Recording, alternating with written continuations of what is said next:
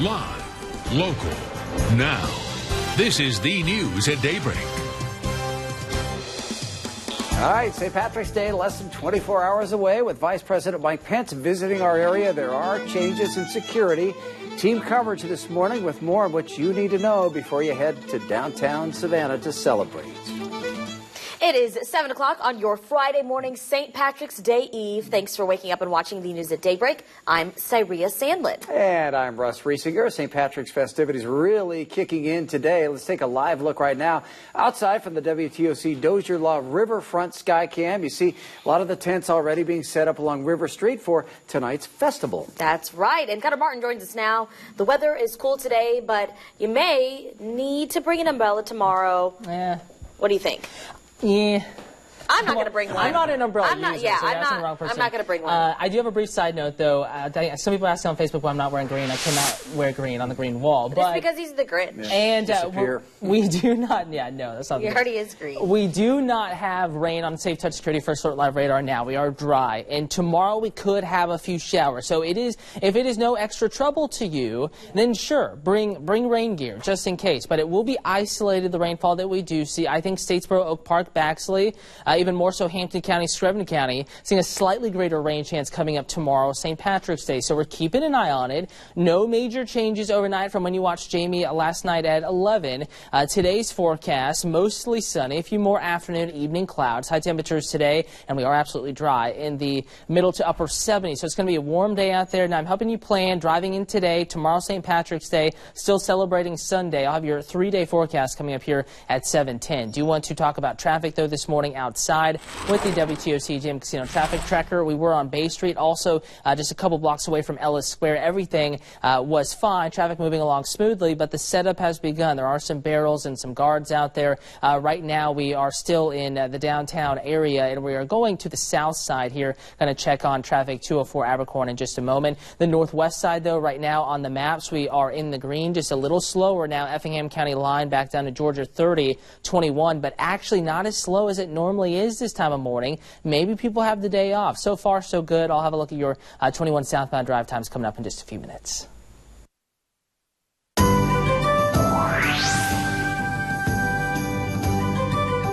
Well, tomorrow, as you well know, is the big St. Patrick's Day parade here in Savannah. And while most of the parade route will be normal, a large portion will fall under enhanced security due to Vice President Mike Pence's visit. Jarvis Robertson is live in Johnson Square with more on what you need to know this morning. Jarvis? Yeah, that's right, Russ. For some people, they may think we're sounding like a broken record, but it's important for everyone to know that with these increased security measures, everyone must follow those guidelines, either be turned away or face legal ramifications. Now, as far as the enhanced security zones go, most of the parade route, as mentioned, will be normal, but a large portion will fall under enhanced security. That zone is 12 blocks and includes Johnson Square and Wright Square. Beginning at 12:01 tomorrow morning, Saturday, cars cannot park on any street within the zone, including residents' cars too. Now, they will be told if your car is left there, and no one will be allowed in the zone from 4 a.m. until 7 a.m. during the security sweep in the area by Secret Service. Now, the secure zone will reopen for pedestrians from 7 a.m. until 10 a.m. If for any reason you decide to leave that zone, you will not be able to return. And in addition to that, with those security zones, there are several things that you can and cannot take into that. Tasia Reed will have that, but for now, we're live here in downtown Savannah this morning. I'm Jarvis Robertson, WTOC News. The enhanced security zone was put into place to help to protect Vice President Mike Pence during his visit. Yesterday, Savannah City Council briefly discussed Pence's visit. Alderman Van Johnson expressed some concern about the timing of the appearance, saying it's really putting a strain on city resources during an already extremely busy event. But others on council say in addition to putting the parade under a national spotlight, the visit could also serve another purpose. He will be looking at that river, at that bridge, and at the port as he's standing here at City Hall, and that's on his agenda. So, you know, as a resident and looking at the jobs and the economy of Savannah, it's very important that the Vice President have a good visit here. I would ask everyone to treat him with the respect due to the Vice President of the United States. In addition to the extra security efforts of the Secret Service, the Department of Homeland Security has already set up a mobile command just east of City Hall. A reminder, if you can't make it to Savannah or want to avoid the big crowd, no worries. You can watch the complete live coverage of the St. Patrick's Day celebration right here on WTOC and also on WTOC.com starting at 6 a.m. tomorrow morning. We continue our team coverage this morning. Tasia Reed also is downtown with more on the security enhancements and what is and is not allowed when you head to the parade in the enhanced security zone. Tasia, it's important for everyone to know that these rules only apply to that 12-block section. That's exactly right, Cyree. We can't say that enough. This is only for those enhanced security zones. So if you're in other areas, you can bring what you normally would bring to be comfortable and have fun with during St. Patrick's Day. But let's go ahead and get back to that enhanced security zone.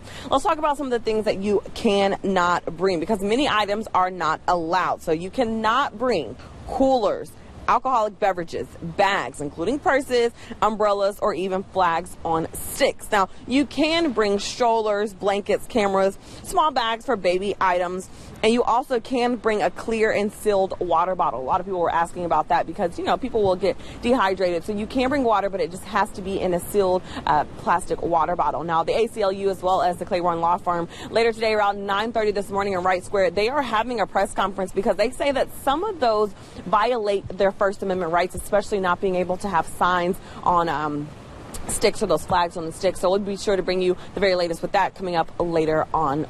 Reporting now in downtown Savannah, Tasia Reed, WTOC News. And check up your first alert forecast going through the weekend in just a moment. First, though, outside this morning, we're in the 40s, lower 50s around the metro.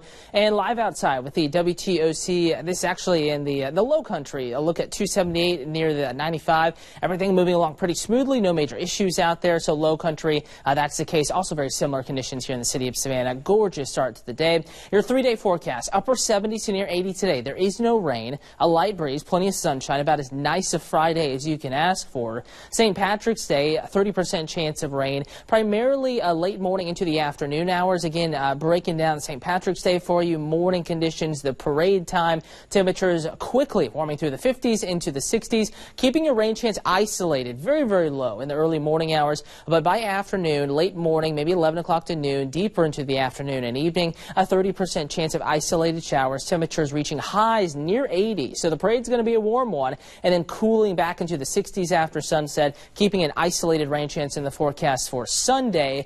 And then we're watching Monday. Again, we do have a greater chance for showers and thunderstorms in the forecast. Could be locally stormy. I'll have the complete 7-day forecast coming up at 7:18. Savannah police are investigating a crash involving a boy. Police say that teen was crossing East Gwinnett Street at Harmon Street when he was hit. The boy was taken to the hospital with serious injuries, we're told. Police say that he was not using the crosswalk at the time of that accident. The Chatham County Police Department is investigating an early Thursday morning shooting off Oak Forest Drive. Now, they say the 30-year-old victim ran from the area. Officers later found the man in the 3500 block of Skidaway Road. He was taken to the hospital with 2 gunshot wounds to the legs. If you have any information, please call police or Crime Stoppers. Savannah police and the bomb squad responded to a suspicious package on River Street late Thursday afternoon.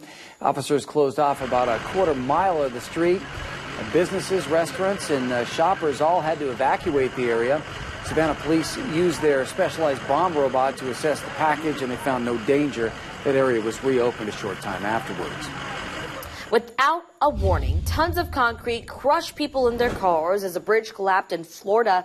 Straight ahead, more on what led to this disaster. Plus, rumors swirling in the nation's capital that President Trump's national security advisor could soon be in the search for a new job. What we know and how the White House is trying to put things to rest.